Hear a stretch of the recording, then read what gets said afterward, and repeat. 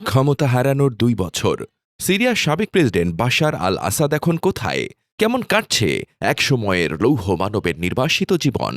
২ বছর আগেও যার এক নির্দেশে কেঁপে উঠত গোটা সিরিয়া, আজ সেই বাশার আল আসাদই ক্ষমতাহীন, রাজনৈতিকভাবে বিচ্ছিন্ন এবং রাশিয়ার রাজধানী মস্কোয় নির্বাসিত জীবন কাটাচ্ছেন।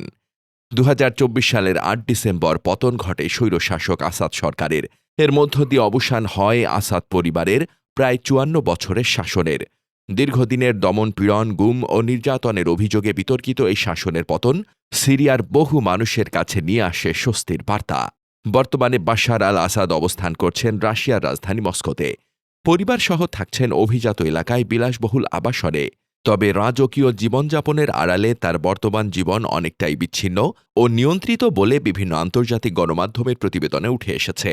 ক্ষমতায় থাকাকালে যেখানে তার চারপাশে থাকত নিরাপত্তারক্ষী কর্মকর্তা, মন্ত্রী ও অসংখ্য সমর্থকের ভিড়, সেই আসাদ এখন অনেকটাই গৃহবন্দী সদৃশ জীবন কাটাচ্ছেন।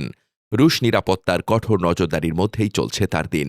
সময়ের বড় একটি অংশ তিনি কাটাচ্ছেন রাশিয়ান ভাষা শেখা, চিকিৎসা বিজ্ঞানের পুরনো বিষয়, বিশেষ করে চক্ষুবিদ্যা নিয়ে পড়াশোনা এবং ভিডিও গেম খেলে।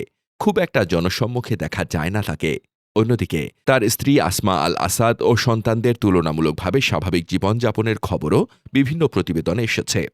তাদের মস্কোর বিলাসবহুল শপিং মল কিংবা বিদেশে সময় কাটাতে দেখা গেলেও বাশার নিজেই থাকছেন অনেকটা আড়ালে। সিরিয়ার নতুন কর্তৃপক্ষ তার বিরুদ্ধে জবাবদিহি ও বিচারের দাবি জানিয়ে আসছে, কিন্তু রাশিয়া এখনও তাকে আশ্রয় দিয়ে রেখেছে।